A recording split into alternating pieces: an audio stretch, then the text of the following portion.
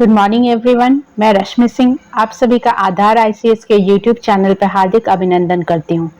आप लोग का संस्कृत का डिटेल में क्लास चल रहा है, जो आपके जेएसएससी सीजीएल लैंग्वेज पेपर 2 का सिलेबस है। उसमें हम लोग बहुत कुछ कवर कर चुके हैं। जैसे कि आप देखेंगे, स्टार्टिंग में जो फर्स्ट चैप्टर था आपके सिलेबस में है भाषा विज्ञान। तो भाषा विज्ञान चैप्टर 1 जो है वो कंप्लीट हो चुका है। संस्कृत साहित्य का इतिहास ये भी कंप्लीट हो चुका है। अब हम लोग चल रहे हैं वैदिक साहित्य में। तो वैदिक साहित्य में लास्ट डे कुछ डिस्कशन हो चुका था वेद के बारे में, वो सारा डिस्कशन हो चुका था। आज नेक्स्ट हम लोग पढ़ेंगे। तो जो लोग आज पहली बार विजिट कर रहे हैं उनके लिए मैं बता दे रही हूँ कि आगे का लेक्चर देखने के लिए आपको जाकर वीडियोस क्लिक करके पुराने वाले वीडियोस देखने पड़ेंगे। और इसके साथ साथ जो 25 सेट्स है जिसमें कि क्वेश्चंस डिस्कशन किया हुआ है, जो कि आपका पूरा सिलेबस फॉलो कर रहा है, उसमें 40 क्वेश्चन का सेट है। तो 40 इंटू 25 एटलीस्ट 1000 क्वेश्चंस आपके ऑलरेडी पहले वीडियोस में डिस्कस हो चुके हैं। तो जिन लोगों ने नहीं देखा है वो पुराने वीडियोस जाके 1 मंथ ओल्ड है, तो वो वीडियोस क्लिक करके आप देख सकते हैं, जिसमें आपके किसी में सिलेबस डिस्कशन है। सिलेबस डिस्कशन के साथ क्वेश्चन कैसे आएगा इसमें भी डिस्कशन किया हुआ है। इसमें ग्रामर का पोर्शन कवर है, लिटरेचर का पोर्शन कवर है, और स्टार्टिंग के आपके जो पहले 4 चैप्टर हैं, भाषा विज्ञान, संस्कृत साहित्य का इतिहास, वैदिक साहित्य, वेदांग, व्याकरण, ये सारा कुछ क्वेश्चंस वहाँ पे डिस्कशन हो चुका है। तो आप उन सबको देखिए, उससे आपको बहुत बेनिफिट होगा, आपका रिविजन कंटिन्यू रहेगा। क्योंकि एग्जाम को अब ज़्यादा टाइम नहीं बचा है कि आप इधर उधर टाइम वेस्ट करें या बुक्स मटेरियल ढूंढें। यहाँ आपको सारा कंपाइल फॉर्मेट में दिया हुआ, आप उसको देखकर रिविजन कंटिन्यू कर सकते हैं। So start the lecture. आपका फर्स्ट में है, लास्ट आपका वेद डिस्कशन हो चुका था। आज आपको ऋग्वेद में स्तुतियां, ऋग्वेद आपका स्टार्ट की थी मैं, तो उसमें कितनी स्तुतियां हैं वो पढ़ना है। इसमें आपको पता ही होगा कि आपको ऑब्जेक्टिव फॉर्मेट में आएगा, डिटेल में मत मीन सब्जेक्टिव आंसर राइटिंग नहीं है कि आपको 200 वर्ड या 400 वर्ड्स में लिखना है। तो ऑब्जेक्टिव में आएगा, तो उसके लिए आपको और भी अच्छे से डिटेल पता होना चाहिए। तो ऋग्वैदिक ऋषियों द्वारा की गई स्तुतियां और प्रार्थनाओं का संकलन है। ऋग्वेद में मेनली क्या है, ऋषियों द्वारा की गई स्तुति, जो ऋषि मुनि स्तुति किए हैं वो है, और जो प्रार्थना हम लोग याचना प्रार्थना करते हैं उसी का संकलन है। मतलब जितने भी उस समय ऋषि मुनि थे वो लोग जो प्रार्थना किए या फिर जो स्तुति किए, उन सब का इसमें क्या दिया हुआ है, डिटेल दिया हुआ है। स्तुति किए गए देवताओं की संख्या प्रायः कितनी कही गई है, 33। मतलब 33 देवता हैं जिनकी स्तुति की गई है, मतलब जिनकी आराधना की गई है। इनमें से लगभग 20 देवता ही ऐसे हैं जिनके संबंध में 3 या 3 से अधिक सूक्त मिलते हैं। तो ये जो फैक्चुअल लाइन मैं बोल रही हूँ ये आपके लिए बहुत इंपॉर्टेंट है। स्तुति किए गए देवताओं की संख्या कितनी है, 33 है। इसमें से लगभग 20 देवता ऐसे हैं जिनके संबंध में 3 या 3 से अधिक सूक्त मिलते हैं। तो कौन कौन से ऐसे देवता हैं?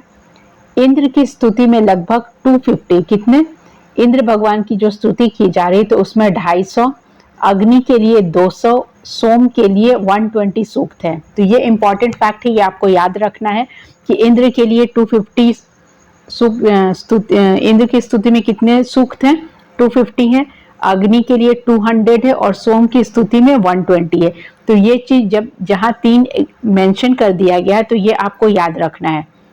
स्तुति में किए गए देवताओं की संख्या कितनी है, 33 है। इनमें से लगभग 20 देवता ही ऐसे हैं जिनके संबंध में 3 या 3 से अधिक सूक्त मिलते हैं।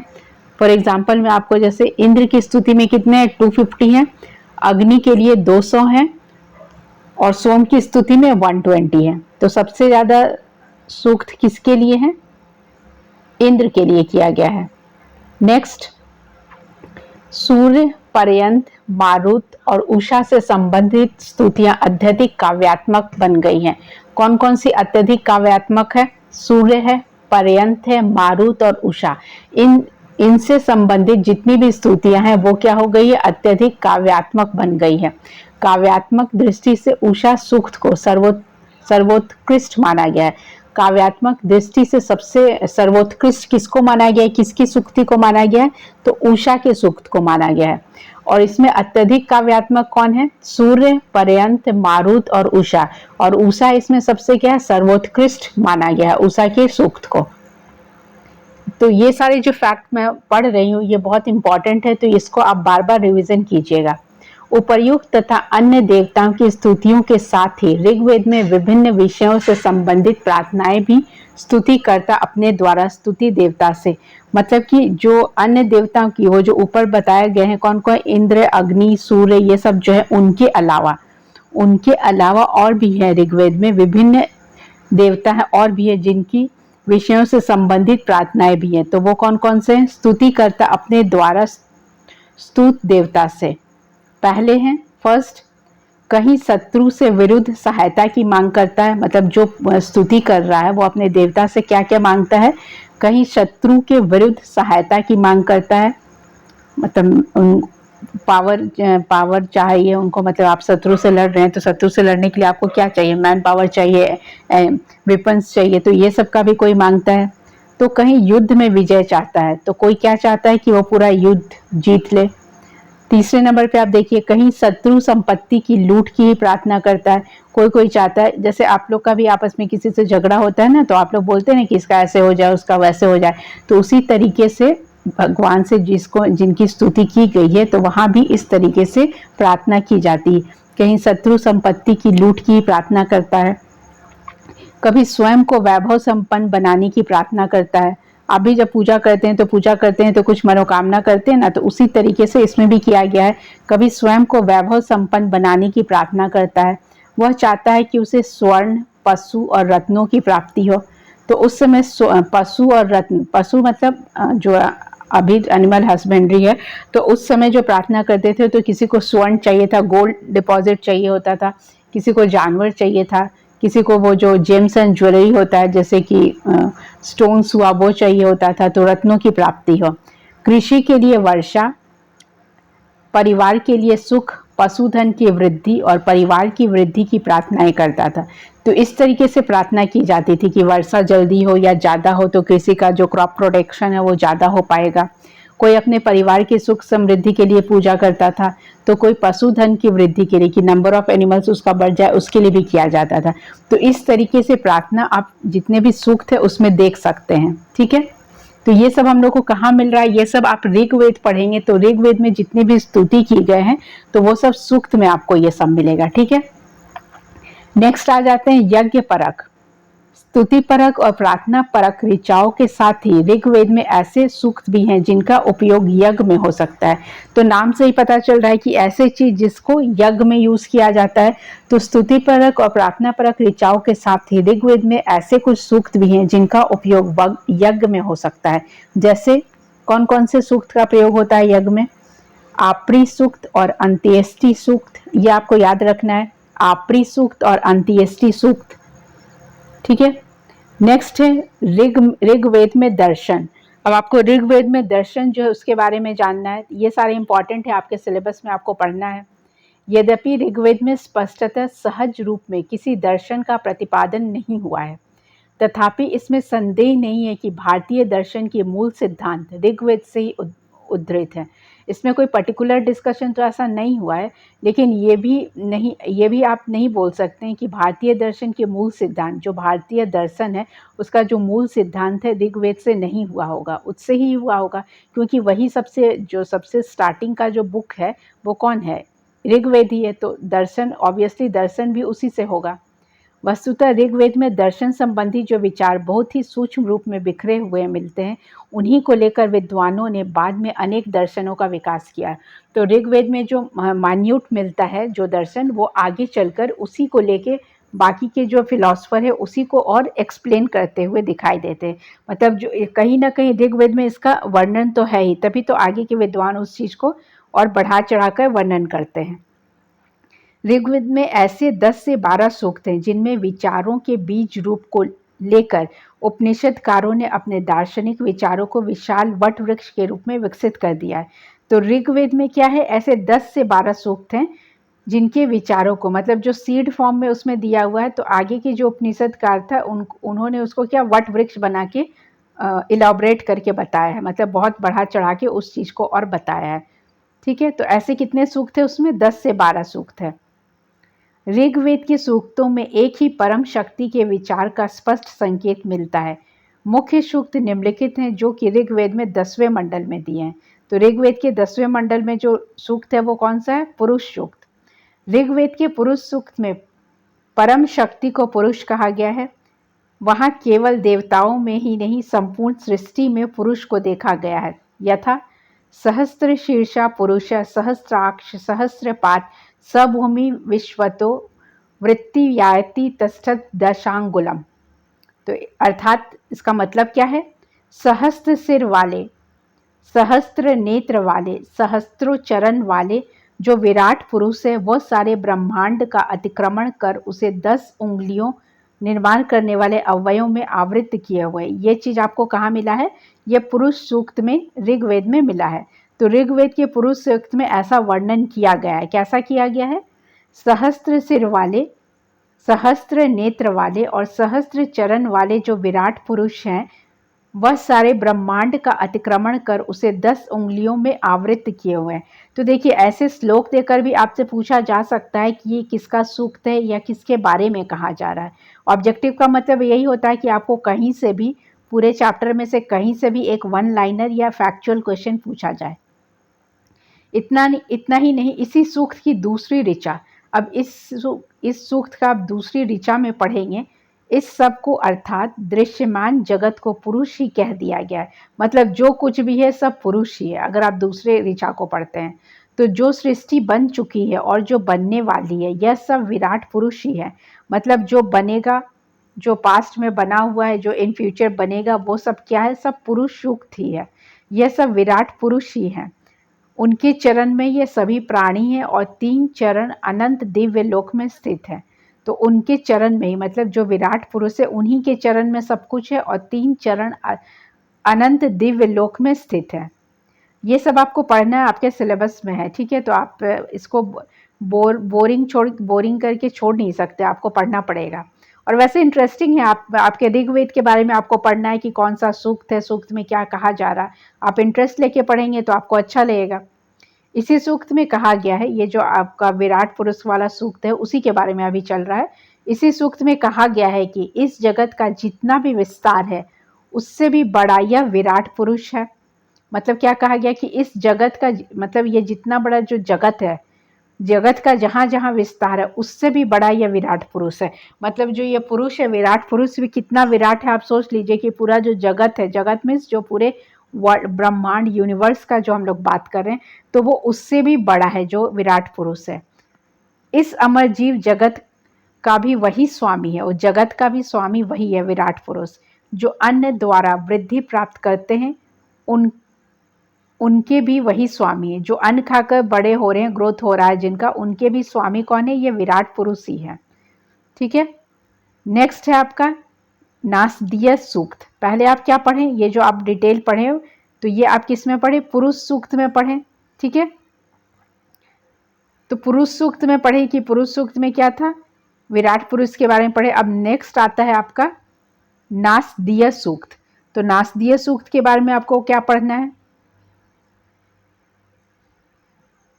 नासदी अन्नो नासदी दारणी नासद्री जो नो व्योमा परो यत किमारियु कुह कस्य समनश्च किमाशितिग्न गभीरम। अर्थात प्रलय काल में पंचभूतादि सृष्टि का अस्तित्व नहीं था। प्रलय काल में क्या था? पंचभूतादि सृष्टि का अस्तित्व नहीं था और न अभावग्रस्त असत सृष्टि का अस्तित्व था। मतलब ऐसा सृष्टि नहीं था कि जिसमें कोई अभाव है। उस समय भूलोक, आकाश और आकाश आदि से परे अन्य लोक नहीं थे। मतलब उस समय क्या था? भूलोक नहीं था, आकाश नहीं था, आकाश आदि से परे अन्य लोक भी नहीं थे। अगर आपने डिस्कवरी ऑफ इंडिया देखा होगा तो उसमें इस तरीके का लाइन आता है। अगर आप डिस्कवरी ऑफ इंडिया आप यूट्यूब पे या कहीं भी गूगल में जाके सर्च कीजिए तो उसमें जो स्टार्टिंग का जो कास्टिंग आता है ना, तो इसी तरीके का बात कहा जाता है। सबको आच्छादित करने वाले ब्रह्मांड भी नहीं थे। इसका स्थान कहाँ था? अगाध और गंभीर जल का भी अस्तित्व उस समय कहाँ था? मतलब इस लाइन का मतलब क्या है कि प्रलय काल में पंचभूतादि सृष्टि का अस्तित्व ही नहीं था। ये जो सृष्टि है, इस प्रलय काल जो था उसमें इसका अस्तित्व था ही नहीं, कुछ एग्जिस्ट ही नहीं करता था। न अभावग्रस्त असत सृष्टि का अस्तित्व था, ना ही ऐसा कोई सृष्टि था जो अभावग्रस्त है। उस समय भूलोक, मतलब ये तब की बात कर रहा है जब कुछ भी नहीं हुआ था, इवोल्यूशन ऑफ प्लैनेट जो है, यूनिवर्स जो है, उस समय यूनिवर्स वो था। तो उस समय भूलोक, आकाश तथा आकाश आदि से परे अन्य लोक नहीं थे। मतलब वो ऐसा समय था कि कोई भी चीज का इवोल्यूशन नहीं हुआ था, सबको आच्छादित करने वाले ब्रह्मांड भी नहीं थे, मतलब यूनिवर्स भी नहीं था, कुछ भी नहीं था उस समय। किसका स्थान कहाँ था? अगाध और गंभीर जल का भी अस्तित्व उस समय कहाँ था? मतलब उस समय जो जो बोला जाता है कि ओरिजिन ऑफ लाइफ जो होता है, उस समय ऐसा कुछ नहीं था, ना अर्थ था, ना पृथ्वी, ना जल, ना आकाश, ना यूनिवर्स, कुछ भी नहीं था। इसका उत्तर भी आगे चलकर, मतलब इसी सूक्त में, जो आप ऊपर जो सूक्त पढ़े हैं उसी का ये डेफिनेशन है। इसका उत्तर भी आगे चलकर इसी सूक्त में ऋषि ने दिया है। मतलब इसका आंसर भी ऋषि बता रहे हैं, क्वेश्चन भी पहले ऋषि किया, अब आंसर भी ऋषि दे रहे हैं। अर्थात सृष्टि से पूर्व प्रलय काल में संपूर्ण विश्व मायावी अज्ञान से ग्रस्त था। मतलब सृष्टि से पूर्व प्रलय काल जो था, जो प्रलय काल चल रहा था, उससे पूर्व संपूर्ण विश्व मायावी अज्ञान अंधकार से ग्रस्त था। मतलब उस समय अज्ञान था। अज्ञान मतलब जो चीज नहीं पता हो, इग्नोरेंस। आप उस चीज को नहीं जानते हैं। मान लीजिए आप, जैसे कि कोई चीज बोला जाता है कि अंधेरा में, अब वहीं जरा लाइट चल जाता है तो लगता है कि वहां पे कुछ नहीं है, लेकिन अंधेरे में क्या लगता है कि हो भी सकता, नहीं भी हो सकता। मतलब कंसेप्ट क्लियर नहीं था, तो वो अंधकार से ग्रस्त था। तभी अव्यक्त और सर्वत्र एक ही प्रवाह था। तो उस समय भी एक ही प्रवाह था। उस समय जो कुछ था वह चारों ओर से सत असत तत्व से आच्छादित था। मतलब उस समय जो भी रहा हो वह चारों ओर क्या था? सत और असत तत्व से आच्छादित था, घिरा हुआ था। वही एक अविनाशी तत्व तपस्या के प्रभाव से उत्पन्न हुआ। तो ये जो मैं आपको इतना देर बोली, ये क्या है? ये जो ऊपर आपने श्लोक पढ़ा है, नासदानी सन्नो और सदासी दानी, ये जो श्लोक है उसका अर्थ यहाँ पे दिया हुआ है, ठीक है। वही एक अविनाशी तत्व तपस्या के प्रभाव से उत्पन्न हुआ। इस सृष्टि का उत्पादन कहाँ से हुआ, किसने रचना की, किसने नहीं की, यह सभी वही एकमात्र परमेश्वर ही जानते हैं। मतलब जो ईश्वर है, परमेश्वर है, वही जानते हैं कि ये सृष्टि कैसे बना और इसका रचना किसने किया, किसने नहीं किया। ये सारा बात जो है कौन जानता है? भगवान ही जानते हैं, परमेश्वर ही जानते हैं, जो इस परम धाम में रहते हुए इस सृष्टि के अध्यक्ष हैं। संभव है वे ही इस संबंध में पूर्णतया न जानते हों। तो इसमें क्या कहा जा रहा है कि ये सब की जो रचना किसने की है? परमेश्वर ने की, और वही ये सब का ज्ञान जो है वही जानते हैं, ठीक है। जो इस परम धाम में रहते हुए भी इस सृष्टि के अध्यक्ष हैं। संभव है वे ही इस संबंध में पूर्णतया न जानते हों, ठीक है। तो ये सब आपको किस में मिल रहा? सूक्त में। तो पहला पुरुष सूक्त था, वो आप पढ़ें।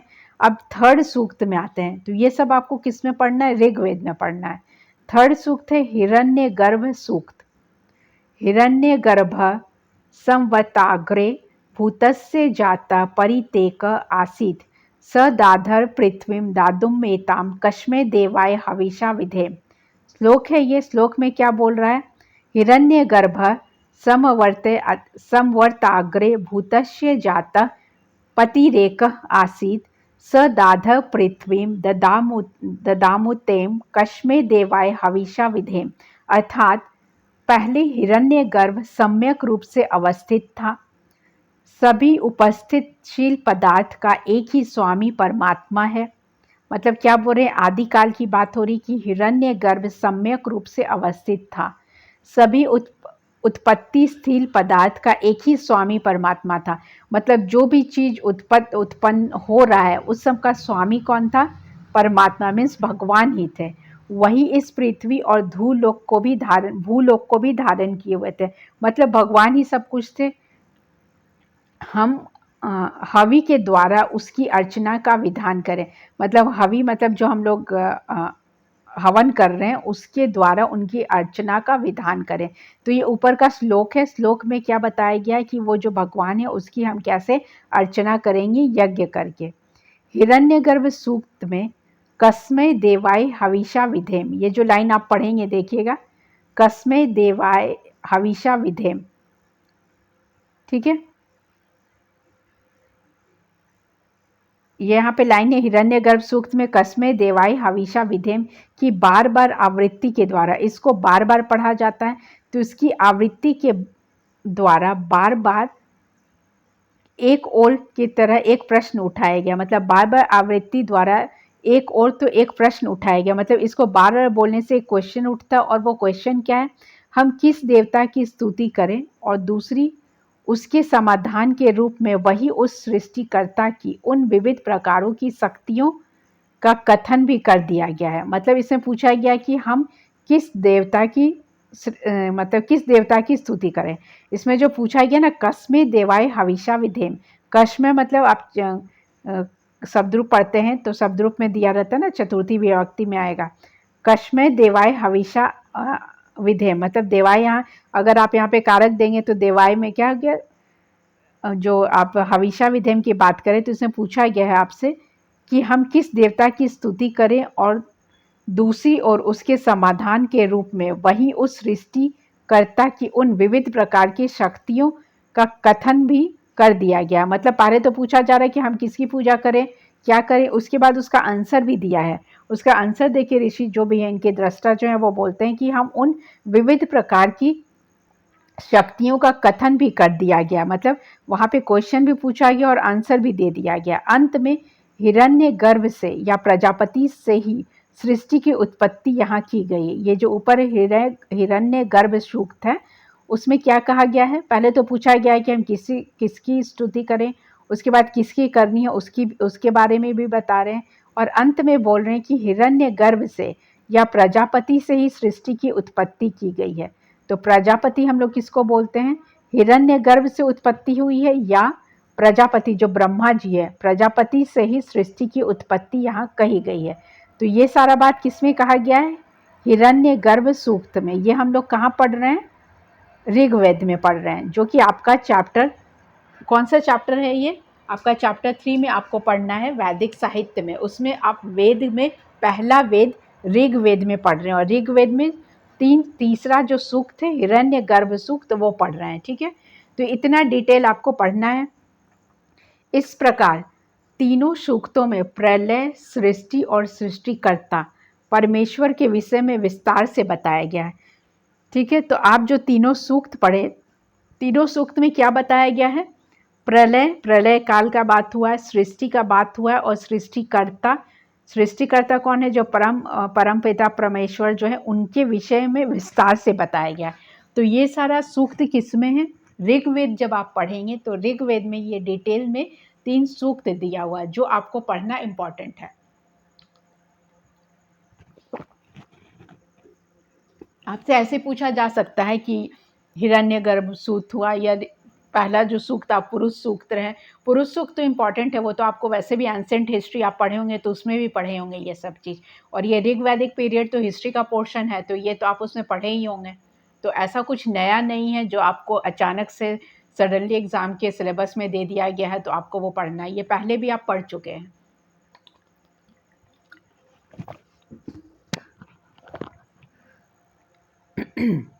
नेक्स्ट आते हैं, नेक्स्ट है आपका जीवात्मा और परमात्मा का विचार। जीवात्मा और परमात्मा का विचार पढ़ना है आपको। ऋग्वेद में 10म मंडल की ही एक ऋचा में जीवात्मा और परमात्मा का संकेत मिलता है। किसमें मिलता है, 10म मंडल की एक ऋचा में ही मिलता है जीवात्मा और परमात्मा का संकेत। भारतीय दर्शन के अनुसार माया विशिष्ट आत्मा को जीव और माया से पृथक आत्मा को परमात्मा कहा गया है। भारतीय दर्शन में क्या कहा गया है, माया विशिष्ट आत्मा को, जो विशिष्ट आत्मा उसको माया, विशिष्ट आत्मा को जीव माया कहा गया है, और माया से जो पृथक हो गया है वो क्या हो गया है, माया से पृथक आत्मा को परमात्मा कहा गया है। तो विशिष्ट आत्मा को जीव और माया से पृथक आत्मा को परमात्मा कहा गया है। ऋग्वेद के एक ऋचा में सृष्टि रूप में प्रकृति का भी संकेत मिलता है। किसमें मिलता है, प्रकृति का भी संकेत मिलता है। तो ऋग्वेद के एक ऋचा के रूप में सृष्टि के प्रकृति का भी संकेत मिलता है, जिससे यहाँ पुरुष, परमात्मा, प्रकृति और जीव तीनों के कथन के द्वारा भारतीय दर्शन के त्रैतवाद के मूल विचार की और हमारी दृष्टि जाती है। किसकी ओर दृष्टि जाती है, त्रैतवाद की ओर दृष्टि जाती है। तो ये कहाँ पे मिलता है आपको? जब आप ऋग्वेद के एक ऋचा में पढ़ेंगे तो ऋग्वेद के एक ऋचा में सृष्टि रूप में प्रकृति का भी संकेत है, जिससे यहाँ पुरुष, प्रकृति और जीव के तीनों के कथन के द्वारा भारतीय दर्शन के त्रैतवाद के मूल विचार की और हमारी दृष्टि जाती है। तो जब आप ये सब चीज़ पढ़ेंगे तो उसमें आपके जो त्रैतवाद का मूल विचार है उसकी तरफ दृष्टि जाएगा। ठीक है। नेक्स्ट है आपका तांत्रिक सूक्त और ऐन्द्रजालिक सूक्त। ये कौन सा सूक्त है? तांत्रिक सूक्त जो मैजिकल होता है, तंत्र वंत्र जादू टोना टोटका जो होता है वो उसका नाम है, या ऐन्द्रजालिक सूक्त। ठीक है। संख्या में ऐसे सूक्त भी ऋग्वेद में है। तो ऐसे सूक्त भी हैं जिनका संख्या कितना है? 12 है। इनमें से रोग भगाने के लिए, मतलब बीमारी दूर करने के लिए, दरिद्रता दूर करने के लिए, पॉवर्टी दूर करने के लिए, शत्रु पर विजय पाने के लिए, कीट आदि हानिकारक जीवों जैसे अपकारक शक्तियों को दूर करने के लिए तंत्र मंत्र दिए हैं। तो इसमें कैसा तंत्र मंत्र दिया हुआ है? तांत्रिक, नाम से ही पता चल रहा है कि तांत्रिक रिलेटेड है, तंत्र से जुड़ा हुआ है। तो तांत्रिक सूक्त है, और या ऐन्द्रजालिक सूक्त भी बोलेंगे। ये संख्या में कितने हैं? 12 हैं। इसमें रोग भगाने के लिए, दरिद्रता को दूर करने के लिए, शत्रु पर विजय पाने के लिए, कीट आदि हानिकारक जीवों जैसे आदि अपकारक शक्तियों को दूर करने के लिए तंत्र मंत्र दिए हैं। तो इसमें हर तरीके का तंत्र मंत्र आपको मिल जाएगा। नेक्स्ट आता है अंत्येष्टि सूक्त। अंत्येष्टि सूक्त, ऋग्वेद में 5 अंत्येष्टि सूक्त हैं। कितने हैं? 5। इन सूक्तों की विषय वस्तु को देखने से ज्ञात होता है कि उस काल में भी शव जलाया जाता था। इससे क्या पता चलता है कि जैसे अभी होता है वैसे उस काल में भी क्या होता था? जो डेड बॉडी होता था उसको क्या किया जाता था? जलाया जाता था। 10वें मंडल में 16वें सूक्त में शव की चिता पर रखे जाने के बाद प्रेत के यमलोक पहुंचने का वर्णन इस दृष्टि में देखने योग्य है। तो इसमें आप जब 10वें मंडल में पढ़ेंगे, 10वें मंडल के 16वें सूक्त को जब आप पढ़ेंगे तो इसमें क्या देखेंगे? शव के चिता पे रखा जाने के बाद, जो डेड बॉडी उसको चिता पे जब रखते हैं तो प्रेत से यमलोक तक पहुंचने का जो वर्णन है इसमें आपको देखने को मिल जाएगा।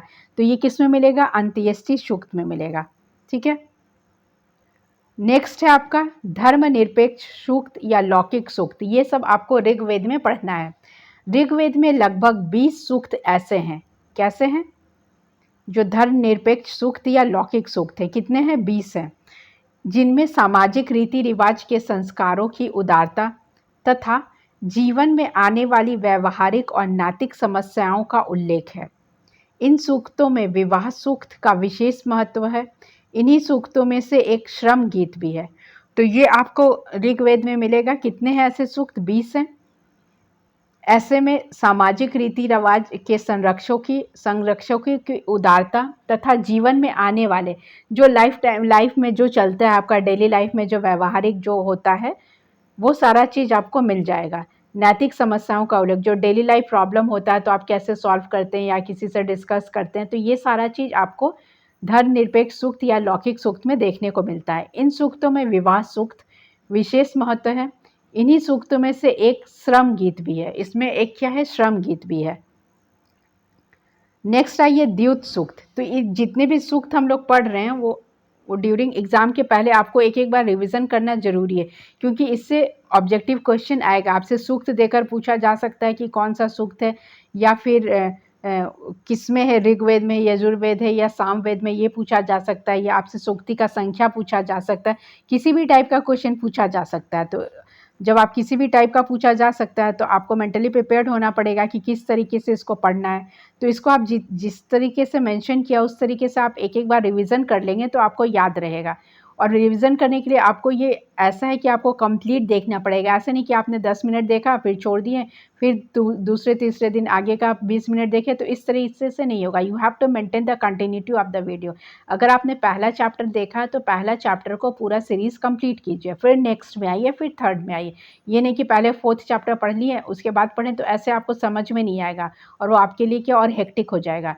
तो इसको समझने के लिए आपको डेली वो रिविज़न करना पड़ेगा। और डेली मतलब अगर आप फर्स्ट चैप्टर करें तो फर्स्ट चैप्टर के 4 पोर्शन देख लीजिए, या फिर 2 चैप्टर, या ऐसे करके आप डिवाइड कर लीजिए। और जब आप ये करते हैं तो उसके साथ साथ जो 25 सेट जो दिया हुआ उसका क्वेश्चन भी देख लीजिए। तो उससे क्या हो जाएगा, जैसे आपने चैप्टर पढ़ा तो उससे रिलेटेड जितने क्वेश्चन है एमसीक्यू फॉर्मेट, वो आपका उसी समय रिवीजन हो जाएगा। तो देन एंड देयर कंप्लीट हो जाएगा, उसके लिए आपको अलग से टाइम नहीं देना पड़ेगा। और वैसे भी इतना शॉर्ट है, 40 to 30 मिनट्स तो आप ऐसे भी निकाल लेंगे। जितने देर आप फ़ोन पे किसी से बात करते हैं, टाइम वेस्ट करते हैं, उतने में आपका एक एक इम्पॉर्टेंट टॉपिक्स कवर हो जाएगा। फ़ोन पे बात कीजिए, मैंने ऐसे नहीं बोला है कि फ़ोन पे बात करते हैं। जहाँ आप नॉन स्टॉप इधर उधर का फालतू इधर उधर का बात करेंगे, टाइम वेस्ट करेंगे, उससे अच्छा आप अपने स्टडी पे फोकस कीजिए। क्योंकि एग्ज़ाम आप निकाल लेते हैं, आपका सिलेक्शन हो जाएगा तो आपसे बात करने के लिए लोगों का लाइन होगा। नहीं तो आपको मजाक बनाने के लिए भी लोगों का लाइन कम नहीं है, वो भी आपको मजाक बनाने के लिए भी लोग कॉल करने में पीछे नहीं हटते हैं। तो इससे अच्छा है कि आप अपना प्रेशियस टाइम पढ़ाई में दीजिए, उस पर फोकस कीजिए। बात करना तो लाइफ टाइम है, लाइफ टाइम के बाद भी आप बात कर सकते हैं। कोई आपको काम नहीं है तो आप बात ही कीजिए, लेकिन अभी आपको क्या करना है, जो आपका सिलेबस है उससे रिलेटेड क्वेश्चन या उससे रिलेटेड कोई डिस्कशन कर रहा है तो आप उसमें इंटरेस्ट शो कीजिए, रादर देन इधर उधर के बात में जो आप टाइम वेस्ट करते हैं। टाइम वेस्ट मीन्स इधर का रील्स देखे, वीडियोस देखे, ये सब करने से अच्छा पढ़ाई पे फोकस कीजिए, वो ज़्यादा इंपॉर्टेंट है। जितने देर आप ये देखेंगे उतने देर में आप 20 क्वेश्चन आपका रिवीजन हो जाएगा। जैसे कि हम लोग के चैनल पे करंट अफेयर है तो आप करंट अफेयर देख लिए, या फिर एमसीक्यू फॉर्मेट का क्वेश्चन सॉल्व कर लिए, झारखंड करंट रिवीजन कर लिए। तो पढ़ने को बहुत कुछ है, आपको टाइम कम पड़ेगा आपके सिलेबस कंप्लीट करने में। तो जो जब तक करा दिया जा रहा, आप उसी समय उस चीज़ का रिविज़न कर लेंगे तो आपको आगे चल के प्रॉब्लम नहीं होगा। क्योंकि जेएसएससी सिलेबस का कम सिलेबस जो है वो कम नहीं है। आपको हिंदी इंग्लिश भी क्वालिफाई करना है तो दैट मीन्स आप उसको थोड़ा बहुत तो टाइम देंगे ही। आपका लैंग्वेज पेपर 2 है, उसके लिए भी आप टाइम देंगे। पेपर 3 भी, और तीनों में आपको क्या है, इक्वली मार्क्स लाना है, इक्वली उसको क्वालिफाई करना है। तभी आप क्या कर सकते हैं, पेपर को क्लियर कर सकते हैं। नहीं तो फिर नेक्स्ट 5 ईयर्स में फिर जेएसएससी आएगा, वो नेक्स्ट 5 ईयर्स में आएगा या 15 ईयर्स में आएगा, गॉड नोज़, पता नहीं कब आएगा। तो जब जो चांस मिला है तो आप उसमें आप अपना जो जितना भी आप एनर्जी लगा सकते हैं वो लगा दीजिए। ऐसा नहीं कि बाद में आपको यही बोलना लगे कि टाइम नहीं था तो मैटर अवेलेबल नहीं था तो ऐसा था तो वैसा था, वो सब बाद में सिर्फ कहने के लिए रह जाता है। अभी आपका टाइम है, अभी आप जितने अच्छे से रिवीजन कर लीजिए, जितने अच्छे से सारा टॉपिक कंप्लीट कर ले लीजिए, वो आपके लिए बेस्ट ऑप्शन रहेगा। चाहे आप जीएस ही पढ़ रहे हैं, जीएस पढ़ रहे हैं तो 150 क्वेश्चन का सेट दिया हुआ, आप वो प्रैक्टिस कीजिए। जितने भी क्वेश्चंस है आपके सारे सिलेबस को कवर करता है। जीएस है, उसमें साइंस है, कंप्यूटर साइंस है, मैथ्स, रीजनिंग है, झारखंड करंट का झारखंड 40 क्वेश्चंस आपके झारखंड स्पेशल का क्वेश्चन है। तो जेएसएससी सीजीएल प्रैक्टिस सेट दिया हो, आप उसको प्रैक्टिस करेंगे तभी तो पता चलेगा ना कि आप कितने आगे हैं या कितना आपका सिलेबस कवर हो चुका है। आप टेस्ट ही नहीं देंगे तो आपको पता कैसे चलेगा कि आपको क्या आता है क्या नहीं आता है। ठीक है, तो वो सेट्स का आप रिवीजन कीजिए। झारखंड करंट का भी मैटर दिया, आप उसको भी पूरा बुक कवर किया, आप उसको रिवीजन कीजिएगा तो आपका मैक्सिमम करंट अफेयर कवर हो जाएगा। तो इस तरीके से आप अपने आप को टाइम दीजिए, आप कहीं और टाइम स्पेंड करने से बेटर है आप अपने बेटरमेंट के लिए टाइम दीजिए। अपने आप को ग्रूम कीजिए, ग्रूमिंग मीन्स पढ़कर ग्रूम कीजिए। आप जितना अभी का टाइम आप जितना स्पेंड करेंगे, आगे के टाइम में तो फेस्टिवल्स है तो वो सब में क्या होगा, टाइम वेस्ट हो जाएगा। तो आप अभी का टाइम यूज़ कीजिए। जितने भी वीडियोस आ गए हैं हम लोग के, चाहे वो करंट अफेयर का हो, बिहार करंट हो, झारखंड करंट हो, या सीजीएल से रिलेटेड मैटर है, या फिर जीएस का, हिस्ट्री, ज्योग्राफी, पॉलिटी का है, उस सब को भी आप देख कर रिविज़न कर सकते हैं। और आपकी जो भी क्वेरीज है, आपको जो भी टॉपिक समझ में नहीं आ रहा है, कोई भी प्रॉब्लम है, तो you can ask it freely on our comment section. आप पूछ सकते हैं, आपको जवाब दिया जाएगा जो भी टॉपिक में प्रॉब्लम है। ठीक है, तो आप उसमें क्वेश्चंस आप पूछ सकते हैं कि आपको कहाँ कहाँ कौन सा टॉपिक समझ में नहीं आ रहा है। ठीक है, तो इन सब के लिए आपको क्या करना पड़ेगा, वीडियो चैनल को सब्सक्राइब कर पड़ेगा। और जिन लोगों ने नहीं किया तो प्लीज़ सब्सक्राइब द चैनल। और आप लोगों के फ्रेंड सर्कल में अगर किसी का संस्कृत है और उसको मैटर अवेलेबल नहीं हो रहा तो आप उनको ये सजेस्ट कर सकते हैं कि इस चैनल का लिंक में आप जाकर वो सारे वीडियोस आपको संस्कृत रिलेटेड मिल जाएंगे। नेक्स्ट है आपका द्युत सूक्त। ठीक है, इससे पहले आप कौन सा सूक्त पढ़े, धर्मनिरपेक्ष। नेक्स्ट है द्युत सूक्त। ऋग्वेद के इस सूक्त में जुआरों जुआरी की मनोदशा और साथ ही उसकी दुर्दशा का सुंदर चित्रण है। द्यूत से ही पता चल रहा है, द्यूत कीड़ा सुने ही आप रामायण महाभारत में, रामायण में तो नहीं महाभारत में।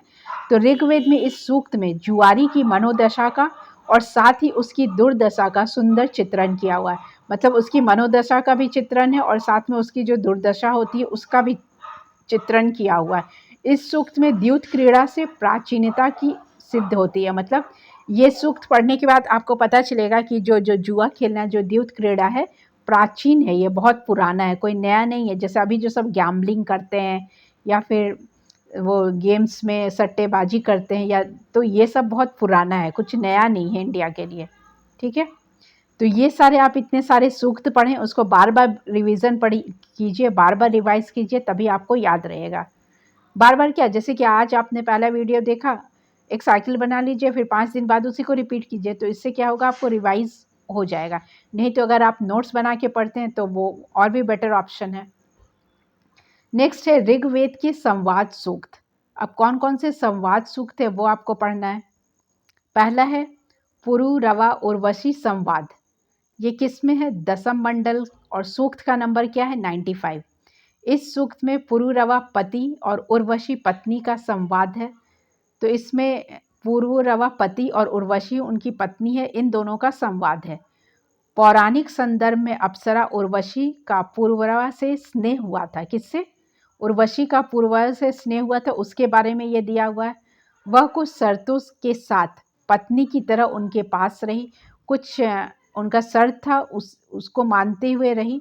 शर्तें टूटने पर वह लुप्त हो गई। जैसी शर्त टूटने लगी वो क्या हो गई, लुप्त हो गई। पुरुरवा व्याकुल होकर घूमने लगे। स्टोरी दिया हुआ है इसमें पूरा। जो पुरुरवा था वो व्याकुल हो गए, बेचैन हो गए, परेशान होने लगे। एक सरोवर पर वह अन्य अप्सराओं के साथ मिली, तब यह संवाद हुआ। आगे चलकर इसी कथा को लेकर महाकवि कालिदास ने विक्रम उर्वशीयम नाटक की रचना की है।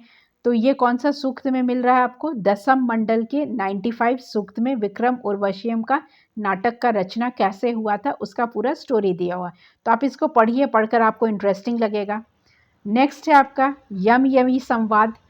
जो यमराज है और यमी है उनके बीच जो संवाद हुआ वो आपको कहाँ मिलेगा, ये भी आपको दसम मंडल मिलेगा। और सूक्त कौन सा हो जाएगा, 10वां सूक्त हो जाएगा। इस सूक्त में यमी अपने भाई यम से समागम का आग्रह करती है।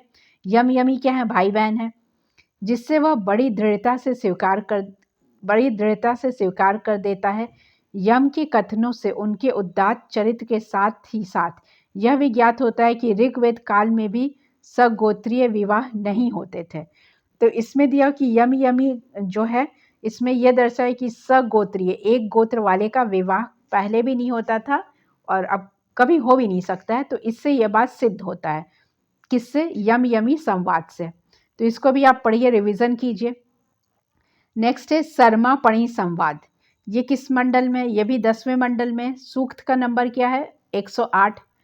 पणी नाम एक विशेष मनुष्य वर्ग का है। पणी कौन है, एक विशेष मनुष्य वर्ग का है। और शर्मा नाम की इंद्र की देवशुनी है। शर्मा नाम की कौन है, इंद्र की देवशुनी है। इस सूक्त में प्राप्त कथानक के अनुसार पणी जाति के लोगों ने आर्यों के गायों को चुराकर, जो पणी जाति के लोग थे उन्होंने आर्यों जाति की गाय जो थी, काव को चुराकर एक अंधेरी गुफा में छुपा दिया था। उनका पता लगाने के लिए इंद्र ने अपनी सुनी सारमा जो है उसको भेजा था। सारमा ने गायों को ढूंढकर निकाला और पणियों को सूचित किया कि वह शक्तिशाली आर्यों से शत्रुता रखना छोड़ दे। मतलब एक क्या किया, ये सुनी ने ढूंढ लिया, उसके बाद शर्मा ने गायों को ढूंढ निकाला था। तो पणियों को सूचित किया गया और वह कहा कि शक्तिशाली आर्यों से शत्रुता रखना छोड़ दे। तो ये आपको शर्मा पणी संवाद में मिल जाएगा। उनका मतलब जो कहानी इसमें क्या, पूरा स्टोरी आप पढ़िएगा तो आपको इंटरेस्टिंग लगेगा। इस सूक्त में प्राप्त कथानक के अनुसार पणी जाति के लोगों ने आर्यों की गायों को चुरा लिया था। गाय को, आर्यों की गाय थी, उसको चुरा लिया था और चुराकर अंधेरी गुफा में रख दिया था। उनका पता लगाने के लिए इंद्र ने अपनी शुनी सारमा को भेजा था। सारमा ने गायों को ढूंढ निकाल लिया। सारमा जो थे वो गाय को ढूंढ निकाले और पणियों को सूचित भी किया। उसके बाद वह शक्तिशाली आर्यों से शत्रुता रखना छोड़ दे, ऐसा बताया। ठीक है, ये किस में कहा गया था, दसम मंडल में। नेक्स्ट है कुछ अन्य महत्वपूर्ण सूक्त, और भी सूक्त हैं जो इम्पोर्टेंट है, वो भी आप देख लीजिए। आप इतने देर से सुन ही रहे हैं इंटरेस्ट लेके, तो बाकी का भी सुन लीजिए। अक्षय सूक्त, ये कहाँ है? दसम मंडल में। इसमें द्यूत पट पर फेंके गए पासों को देखकर उन्मत्त हो जाने वाले एक पराजित जुआरी का अनुताप मार्मिक शब्दों में मुखरित हुआ है। आपने महाभारत तो देखा ही होगा, उसमें शकुनी कैसे खेलते हैं और किस तरीके से बोलते हैं, उसी तरीके का इसमें एक विजुअल बताया गया है।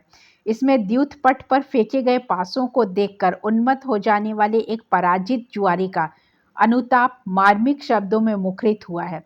वह कहता है कि मुझे ज्वारी से सास द्वेष करती है, पत्नी मेरे विरुद्ध है। मुझे ज्वारी से सास द्वेष करती है, पत्नी मेरे विरुद्ध है, ऐसा वो बता रहा है। ठीक है, ये किसमें बताया गया? अक्ष सूक्त में। इसके बाद नेक्स्ट है श्रद्धा सूक्त। ये हम लोग किस में पढ़ रहे हैं? ऋग्वेद में पढ़ रहे हैं। ये भी कहाँ है? दसम मंडल में है। श्रद्धा वही कामायनी है जिसको नायिका बनाकर हिंदी के श्रेष्ठ कवि जयशंकर प्रसाद ने अपनी इसी नाम की महाकाव्य की रचना की। श्रद्धा का अर्थ है सत्य को धारण करना। तो ये कौन सी नायिका है? श्रद्धा वही कामायनी है जिसको नायिका बनाकर हिंदी के श्रेष्ठ कवि जयशंकर प्रसाद ने इसी नाम से महाकाव्य की रचना की है। ठीक है, श्रद्धा का अर्थ क्या है? सत्य को धारण करना। एक मंत्र के अनुसार वायु से संरक्षित देवताओं ने यज्ञ करते समय श्रद्धा की उपासना की। श्रद्धा कपूर की नहीं, किसकी बात कर रहे हैं हम लोग? श्रद्धा का अर्थ है सत्य को धारण करना, तो उनकी उपासना की। हृदय से निकले हुए आकर्षण से मनुष्य द्वारा श्रद्धा प्राप्त कर लेता है और श्रद्धा ही धन का अर्जन भी कर लेता है। ठीक है, तो हृदय से निकले हुए आकर्षण मतलब आप हृदय से करेंगे, सहृदय किसी चीज़ को आप याद करते हैं तो हृदय से जो होता है, जो हम लोग हार्दिक बोलते हैं, वैसा कुछ करते हैं तो मनुष्य श्रद्धा को प्राप्त करता है और श्रद्धा से ही धन का अर्जन भी कर लेता है। तो ऐसा किसमें कहा गया है? श्रद्धा सूक्त में कहा गया है। नेक्स्ट आइए, नेक्स्ट है औषधि सूक्त। ये भी दसम मंडल में है। इसमें रोग निवारण कारिणी वनस्पतियों की स्तुति है। जितने भी हर्ब्स होंगे उसका इसमें डिस्कशन किया हुआ है, तो रिलेटेड टू मेडिसिन ही औषधि सूक्त इसका नाम है। तो रोग निवारण कारिणी वनस्पतियों की स्तुति है। नेक्स्ट सूक्त में आइए, नेक्स्ट है सूर्या सूक्त। ये भी किसमें? 10 मंडल में है। इसमें सत्य की महिमा और दाम्पत्य जीवन में प्रविष्ट हो रही वधू के लिए शुभकामनाएं निरूपित है। इसमें क्या मिल रहा है? सत्य की महिमा है और दाम्पत्य जीवन में प्रविष्ट हो रही वधू के लिए शुभकामनाएं निरूपित हैं। नेक्स्ट आइए, मृत्यु सूक्त। ये किसमें है? दसम है, दसम सूक्त है, सब दसम मंडल में ही है। मृत्यु सूक्त में एक मंत्र में एक विधवा स्त्री को जिसके पति की शीघ्र ही मृत्यु हुई है, शोक का त्याग करके नए सिरे से नया जीवन प्रारंभ करने की प्रेरणा दी गई है। इसमें क्या कहा गया है? आपने प्रेम रोग मूवी देखा होगा, उसमें कैसे पद्मिनी कोल्हापुरी का दिखाया गया है। तो इसमें यही बताया गया कि मृत्यु सूक्त एक मंत्र है जिसमें विधवा स्त्री को उसके पति की शीघ्र ही मृत्यु हुई है और शोक का त्याग करके नए सिरे से नया जीवन प्रारंभ करने की प्रेरणा दी गई है। तो ये मृत्यु सूक्त में मिलेगा। नेक्स्ट है नदी सूक्त। ये भी दसम मंडल में है। इस सूक्त के रचयिता कौन है? प्रमेद ऋषि हैं। इसमें 25 नदियों का उल्लेख है। कितने नदी? 25 नदी का उल्लेख मिलता है, परंतु विपाशा नदी का उल्लेख नहीं है। इसमें जो विपाशा नदी है उसका उल्लेख नहीं है, बाकी सब नदियों का उल्लेख मिलता है। विपाशा के स्थान पर कश्मीर में प्रवाहित मरुद वृद्धा का उल्लेख है। कौन सा? मरुद वृद्धा का उल्लेख मिलता है। तो ये हम लोग जितना भी पढ़े, ये ऋग्वेद से रिलेटेड सारा सूक्त पढ़े हैं, तो इसको आप बार बार रिवीजन कीजिए, बार बार पढ़िएगा, तभी आपको याद रहेगा। ये आपका चैप्टर 3 का वैदिक साहित्य का वेद का चैप्टर कंप्लीट हुआ। उसमें और भी पोर्शन है जिसको नेक्स्ट क्लास में हम लोग डिस्कस करेंगे। और जो लोग आज फर्स्ट टाइम वीडियो देख रहे थे वो आज प्लीज़ सब्सक्राइब कर लीजिएगा। अगर आपको ये चैप्टर अच्छा लगा है तो लाइक कर सकते हैं, कुछ पूछना हो तो कमेंट करके पूछ सकते हैं। Thanks for watching our video. Stay tuned for new updates.